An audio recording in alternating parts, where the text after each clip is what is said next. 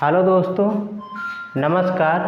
आपके अपने channel yes के पी मैथ में आप लोगों का स्वागत है। हम लोग अलजेब्रा में क्या पढ़े हैं अभी तक? गुणनखंड, सूत्रों की सहायता से गुणनखंड करना मतलब हल करना। लेकिन अब गुणनखंड के वास्तविक रूप को जानेंगे। जैसे 4 एक्स की घाते 4 + 8x है। इसका अगर गुणनखंड करना है, का गुणनखंड यानी आपको जो सूत्र हैं उनकी सहायता से गुणनखंड करना है। क्या करना है? गुणनखंड। अगर ये सवाल है, इसको सॉल्व करना है तो इसके क्या फैक्टर होंगे ये बताना है। तो देखिए दोनों में क्या है। सबसे पहली बात, आपको गुणनखंड करने से पहले या कोई भी सवाल है हल करने से पहले आपको ये ध्यान देना है कि क्या कोई कॉमन यानी उभयनिष्ठ मिल रहा है कि नहीं। अगर उभयनिष्ठ मिल रहा है तो सबसे पहले गुणनखंड के केस में आपको उभयनिष्ठ की तलाश करना है।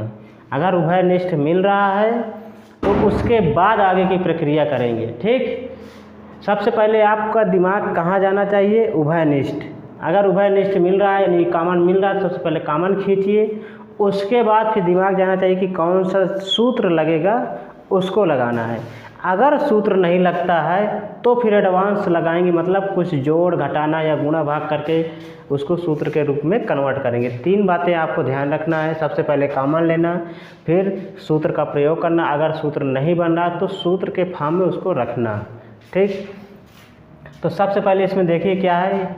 x कॉमन मिल रहा है तो x की घाते 3 + 8 हो जाएगा। ठीक, सबसे पहले कॉमन मिला तो हमने कॉमन लिया x, तो यहाँ पर एक घात कम हो जाएगी, x की घाते 3 + 8। अब हमारा प्रयास रहेगा क्या ये कोई सूत्र में कन्वर्ट हो रहा है। अगर हो रहा है तो कन्वर्ट कर लेंगे। किस प्रकार? देखो, x की घाते 3, अगर इसमें 3 है तो इसमें भी अगर 3 बन जाए तो हमारा सूत्र बन जाएगा। किसका क्यूब है? 2 का क्यूब है। तो आपको ये सूत्र पता होना चाहिए। अब a³ + b³ बराबर क्या होता है? एक कोष्ठक में a + b, दूसरे में क्या होता है? a² - ab + b², यही होता है। अब उसी रूप में इसको तोड़ लेंगे तो x हो गया, ये तो ऑलरेडी है। इसको तोड़ेंगे तो एक में हो जाएगा x + 2, दूसरे में हो जाएगा x² - 2x और प्लस b² मतलब 2 का स्क्वायर कितना हो जाएगा? 4। ठीक, देखिए आपको गुणनखंड, क्योंकि सरलीकरण जब अलजेब्रिक ऑपरेशन हम पढ़ ही रहे हैं तो गुणनखंड करना आपको आना चाहिए। हर प्रकार का गुणनखंड आना चाहिए, हर प्रकार का सूत्र आना चाहिए। अगर ये सब आएगा तभी हम आगे की जो मान लीजिए त्रिकोणमिति पढ़ेंगे या अन्य चैप्टर हैं तभी आप सवाल कर पाएंगे। तो सबसे पहले आपको गुणनखंड आना चाहिए। अब देखिए क्या इसका गुणनखंड हो रहा, कोई दिक्कत नहीं, हो गया। अगर मान लीजिए कोई मध्य पद तोड़ने वाला सवाल है, क्या है? मध्य पद तोड़ने वाला है। जैसे मान लीजिए दूसरा सवाल है,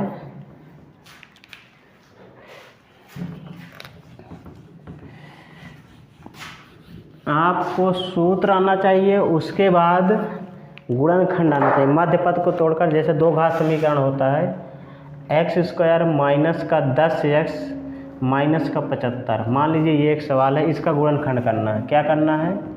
का गुणनखंड करना है। गुणनखंड, इसका गुणनखंड करना है तो किस प्रकार करेंगे? इसको मध्य पद तोड़कर किया जाता है। तो देखिए इसको करते किस प्रकार हैं। सबसे पहले आपको ये पता होना चाहिए, ये 2 घात समीकरण के रूप में इस प्रकार होता है, ax² + bx + c, इस प्रकार के रूप में होता है। तो सबसे पहले हमको जो x² के साथ है उसका और अचर पद का क्या करा लेते हैं? गुणा करा लेते हैं। क्या करा लेते हैं? गुणा कराते हैं। गुणा करते हैं, गुणा करने के बाद उसका फैक्टर करते हैं, फिर उसी से जोड़ा बनाते हैं। जैसे यहाँ पर देखिए इसके साथ 1 है तो इस 1 और 75 का गुणा करेंगे तो गुणा करने पर कितना आएगा? गुणा किया अगर हम तो कितना आ रहा है? 75 आ रहा है। अब इस 75 के हम फैक्टर करेंगे। क्या करेंगे? फैक्टर करेंगे तो 3 से कटेगा, 25 आएगा, फिर 5 आएगा, 5 फिर 5 फिर 1।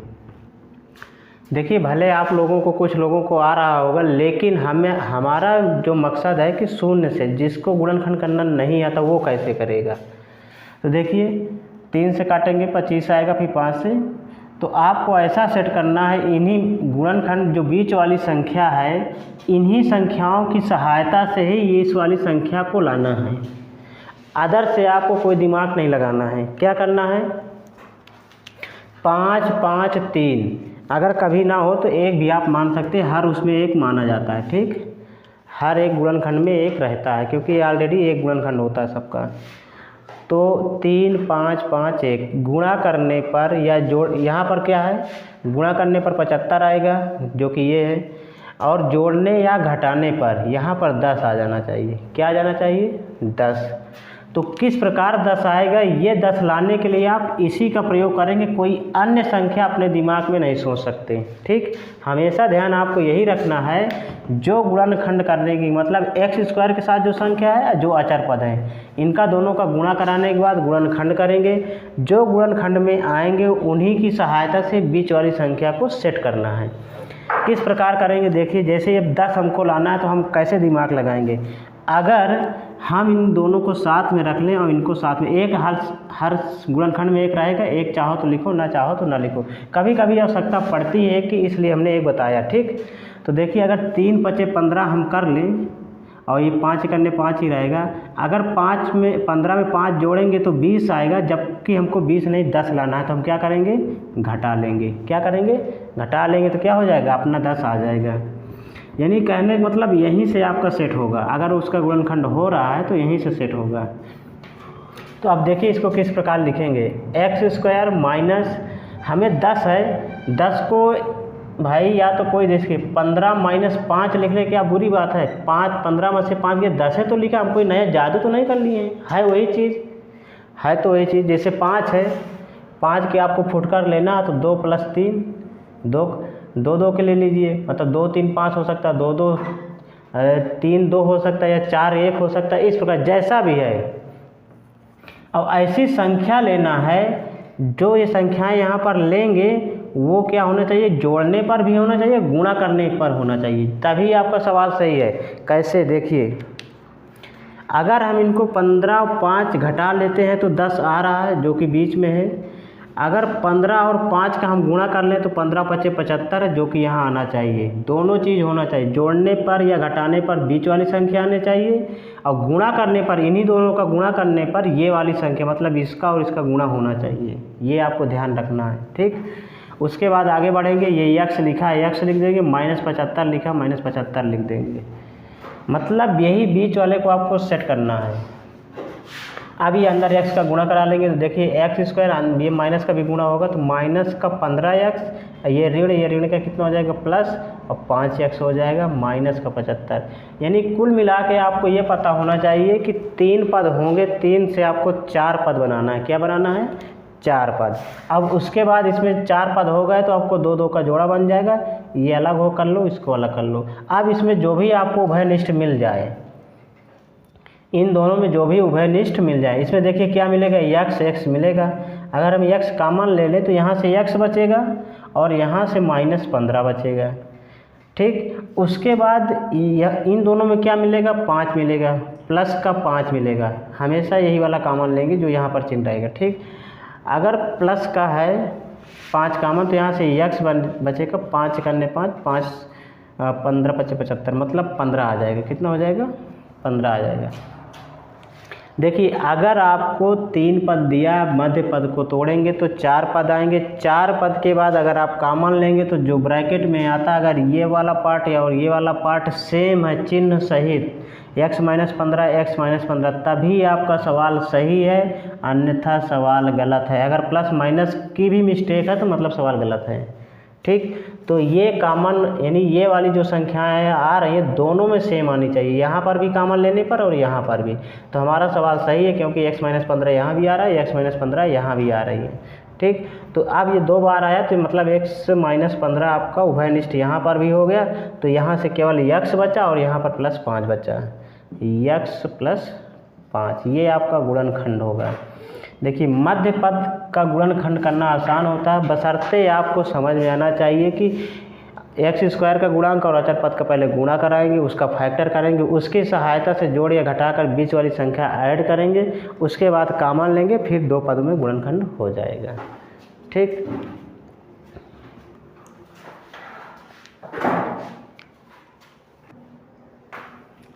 देखिए अगला प्रश्न है गुणनखंड का, x² माइनस 7x प्लस 12 का गुणनखंड करना है। केवल अभी हम गुणनखंड करना सिखा रहे हैं, x की वैल्यू निकालना नहीं सिखा रहे हैं, केवल गुणनखंड आपको करना है। अगर गुणनखंड आ जाता है तो वैल्यू निकालना सरल होता है। तो देखिए इसको कैसे करेंगे, यहाँ पर भी देखिए कोई संख्या नहीं है तो आप एक मान लेंगे। क्या मान लेंगे? एक। इनका दोनों का गुणा करा लेंगे तो गुणा आ गया 12, 12 का फैक्टर करेंगे तो 3 चौक 12।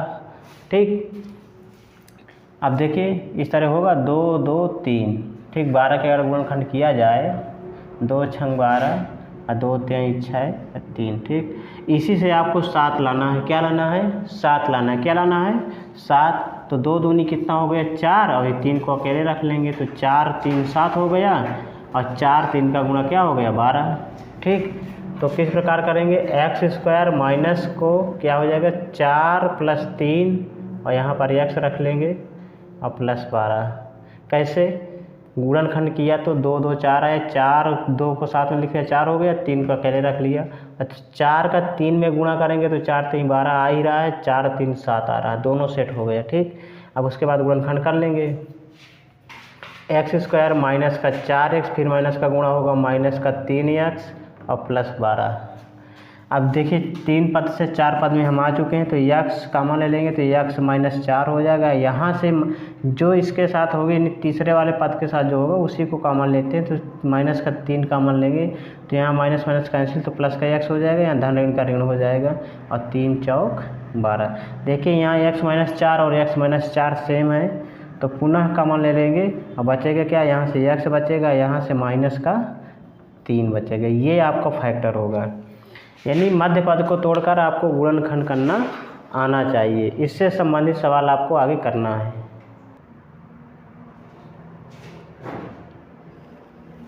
देखिए अगला प्रश्न है, x³ minus 7x² plus 14x minus 8 का गुणनखंड करो। कैसे करेंगे? अब देखिए मध्य पद को तो नहीं तोड़ना यहाँ पर, क्योंकि x³ लगा है।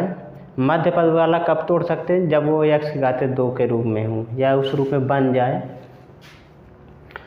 तो कोई सूत्र वगैरह तो है नहीं इसमें, सूत्र के रूप में भी नहीं है। जब इस प्रकार का केस हो तो आपको पूरे वैल्यू में या पूरे व्यंजक में आपको x की एक ऐसी वैल्यू ढूंढना है जिसको रखने पर मान शून्य आ जाए। क्या आ जाए? मान शून्य आ जाए। कहने का मतलब ये है, और ज़्यादातर केस में आपको 1 -1 2 -2 3 -3 मतलब 6 वैल्यू रखने पर आपका पूरा का पूरा मान सही हो जाता है। सबसे पहले आप 1 ही रख के देखिए। अगर हम x बराबर 1 रख दें, क्या रख दें? x बराबर 1 रख दें, तो देखिए 1 का क्यूब माइनस 7 गुणे 1 का स्क्वायर प्लस 14 गुणे 1 माइनस 8। तो 1 का क्यूब 1 का स्क्वायर 1 हो जाएगा तो 7 आ जाएगा, 14 हो जाएगा, माइनस का 8 हो जाएगा। ठीक, तो देखिए 14 1 15, अब 8 7 15, माइनस माइनस जुड़ेगा प्लस प्लस जुड़ेगा, तो 15 प्लस का 15 माइनस का, मतलब शून्य आ गया। अगर आपकी वैल्यू 1 2 3 रखने पर, मतलब ज़्यादातर केसों में आ जाता है, ये रखने पर अगर आपका शून्य आ जाता है तो इसका मतलब ये है कि एक गुणनखंड के रूप में होगा। इसका कहने का मतलब यही है, अगर हम इस 1 को इधर पक्षांतर कर लें तो x माइनस 1 क्या है? व्यंजक का गुणनखंड है। क्या है? व्यंजक का गुणनखंड है। क्या है? गुणनखंड है।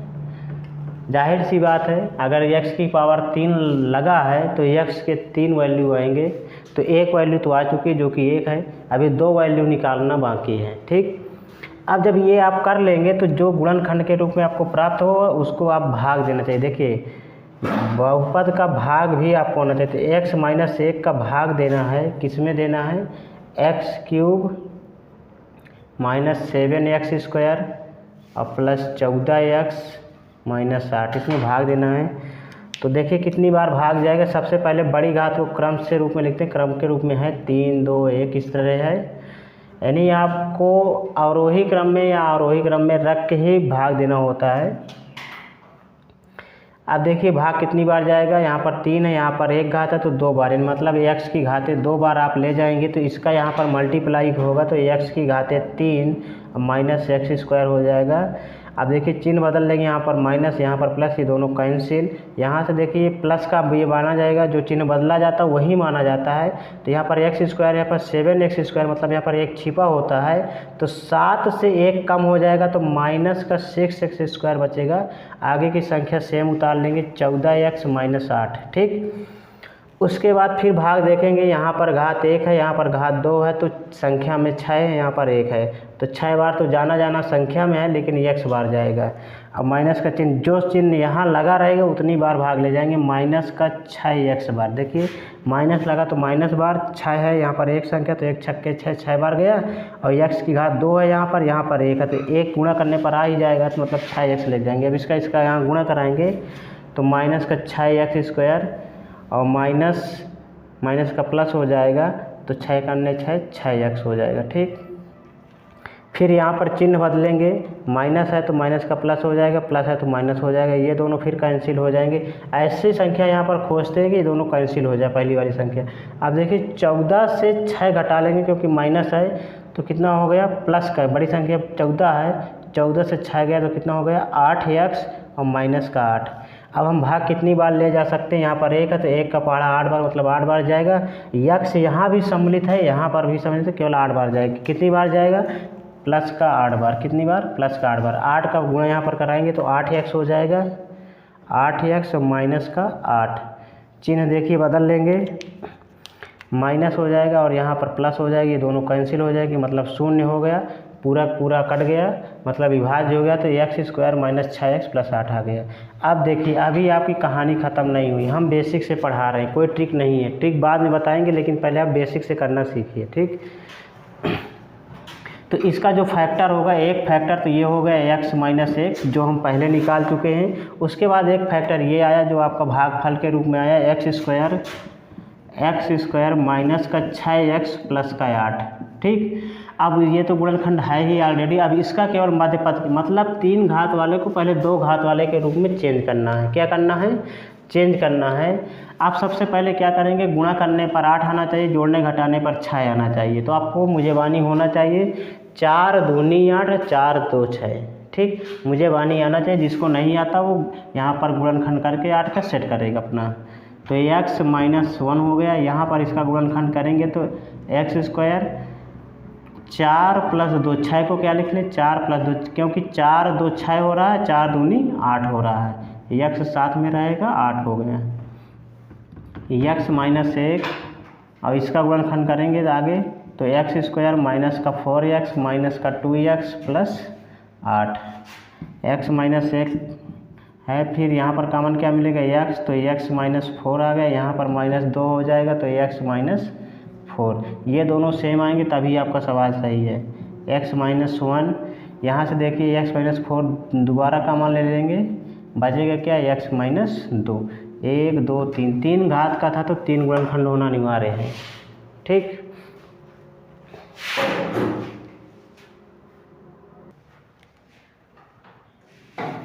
देखिए अगला प्रश्न है, a³ - 5√5 का गुणनखंड करो। देखिए मध्यपद को तोड़ना और घात 3 वाले आपको बता दिया गया। अब सूत्रों की सहायता से गुणनखंड पहले भी सीख चुके हैं, फिर से सिखा रहे हैं। ठीक, सरलीकरण के चैप्टर में आपको इसी प्रकार के सवाल मिलेंगे, वो संख्या से रिलेटेड भी रहते हैं और चर संख्याओं से भी संबंधित रहते हैं, तो आपको दोनों में पता होना चाहिए। जब सूत्र आपको आएंगे तो संख्या वाले जो सवाल बनते हैं, संख्या में बीजगणितीय सूत्र लगा के, वो भी बन जाते हैं।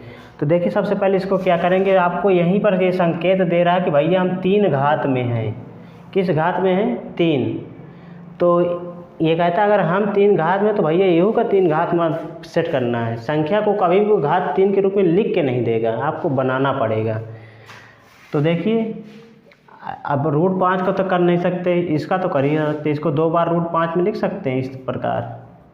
ठीक, अब एक ऑलरेडी है तो 3 बार हो गया, फुर्सत, मतलब a की घाते 3 माइनस √5 की घाते 3, इस प्रकार कर सकते हैं। तो कौन सा सूत्र बन गया, a³ - b³, a³ - b³। इसका फार्मूला सबको पता है, a - b, एक ब्रैकेट में, दूसरे में a² + ab और प्लस b², ये फार्मूला होता है। चलिए कर लेते हैं।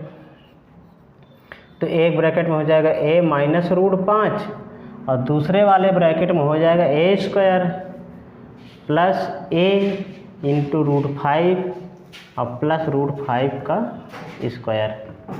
आपको सूत्र आना चाहिए, सूत्र पहले हम लिखा चुके हैं, a माइनस रूट 5 और दूसरे में a स्क्वायर, संख्या पहले लिख लेते हैं तो अंडर रूट 5a, अब अंडर रूट 5 का वर्क करेंगे तो केवल 5 हो जाएगा, बस यही आपका आंसर आ जाएगा।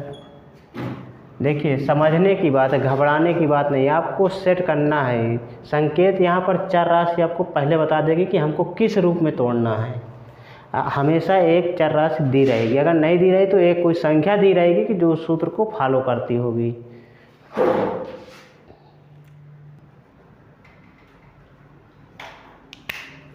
चलो अगला प्रश्न है, एक ही घाते 4 minus 13 a square b square plus 36 b की घाते 4। देखिए किस प्रकार बनेगा ये। तीन पद हैं, 1 2 3, मतलब मध्य पद को तोड़कर हम इसको सॉल्व कर सकते हैं। अब केवल घात 4 से कुछ लड़के डर गए, पता नहीं क्यों डर गए, देखते हैं। देखिए है उसी रूप में स्क्वायर वाला फॉर्म ही है, इसको देखिए किस प्रकार करेंगे। अगर हम इसको क्या लिख लें, 1 की घाते 2 का स्क्वायर लिख सकते हैं इस तरह, तो 2 दूनी 4 हो गया। फिर माइनस, या दूसरे रूप में कन्वर्ट कर लें, या इसको इसी प्रकार रहने दीजिए। देखिए यहाँ पर कितना है, 13 a स्क्वायर b स्क्वायर और प्लस 36, ये b को हम इस तरह लिख सकते हैं b स्क्वायर का स्क्वायर। ठीक, अब देखिए अब आपका सवाल बन जाएगा। अब गुणा करने पर 13 आना चाहिए, जोड़ने घटाने पर, वो गुणा करने पर 36 आना चाहिए, जोड़ने घटाने पर 13 आना चाहिए। तो 9 चौको 36 और 9 4 13। ठीक, तो इसको हम किस प्रकार लिख सकते हैं, या डायरेक्टली लिखा तो उसी प्रकार लिखना रहने दीजिए, कोई दिक्कत नहीं है। a स्क्वायर, फिर माइनस को हम लिख सकते हैं कितना, 9 a स्क्वायर b स्क्वायर। ठीक, और प्लस का 4 कर लेते हैं, 4 a स्क्वायर b स्क्वायर, 9 4 13, 9 चौको 36। ठीक, अच्छा क्या गुणा करने पर, जोड़ने घटाने पर 9 4 13 सही है। इसके बाद यहाँ पर देखेंगे कितना रहा है, 36 b स्क्वायर का स्क्वायर लगा लें, इसका अंदर गुणा कराएंगे तो a स्क्वायर का स्क्वायर माइनस, इसको क्या कर सकते हैं, अंदर 9 a square b square minus 4 a square b square plus 36 b square का स्क्वायर। इसको इसके लिए तोड़ लिए क्योंकि कॉमन लेने थोड़ा आसान हो जाए। तो देखिए यहाँ से दोनों में क्या कॉमन मिल रहा है, a स्क्वायर कॉमन मिल रहा है। क्या मिल रहा है, a स्क्वायर कॉमन मिल रहा है। तो यहाँ से अगर a स्क्वायर कॉमन ले लेंगे तो एक स्क्वायर मतलब एक घात आपकी बची रहेगी, मतलब 4 घात है, 2 घात कॉमन ले तो 2 घात आपकी शेष रहेगी। तो a स्क्वायर माइनस का कितना बच जाएगा, 9b स्क्वायर। ठीक, यहाँ से इस प्रकार ले लीजिए। ठीक, इसके बाद यहाँ से क्या मिलेगा, b स्क्वायर है और 4, क्योंकि 4 के पहाड़ा में 6 आता है, वो 36, 4 9 36, तो 4 b स्क्वायर कॉमन लेंगे तो कितना हो जाएगा, 4 पूरा केवल a स्क्वायर बचा और माइनस का 9 b स्क्वायर। कैसे, 2 घात लिया हमने, 2 बाहर हो गई, 2 यहाँ पर है, 2 अंदर हो गई। अब देखिए ये वाला सेम है, a square minus 9b square क्या है, सेम है। तो a square minus 9b square एक ब्रैकेट में दूसरे में हो जाएगा a स्क्वायर माइनस का 4b स्क्वायर। अभी भी आपकी कहानी ख़त्म नहीं हुई है। अगर आपको एलसीएम एचसीएफ में सवाल दिया होता तो आप यहीं पर छोड़ नहीं सकते थे, इसको आगे भी गुणनखंड हो सकता है और करना भी पड़ेगा, क्योंकि स्क्वायर के फॉर्म में है। एक सूत्र हम तुमको बताए थे, ये वाला a square minus b square बराबर क्या होता है, एक कोष्ठक में a माइनस b और एक में होता है ए प्लस बी। तो वही रूप में ये दोनों टूटेंगे, क्योंकि देखिए भाई ये 4 घात का है, शुरुआती क्वेश्चन कहाँ से, ए की पावर 4 है तो मतलब 4 गुणनखंड होंगे। अभी तो हम 2 ही गुणनखंड ला पाए हैं, 4 घात पर है तो 4 गुणनखंड होगा। हम तो अभी क्या लाए हैं, 2 गुणनखंड लाए हैं, 4 गुणनखंड आपके होने चाहिए। तो ये 9 किसका होता है, 3 का होता है। कहने का मतलब इसको हम इस प्रकार लिख सकते हैं, a माइनस 3b और a प्लस 3b।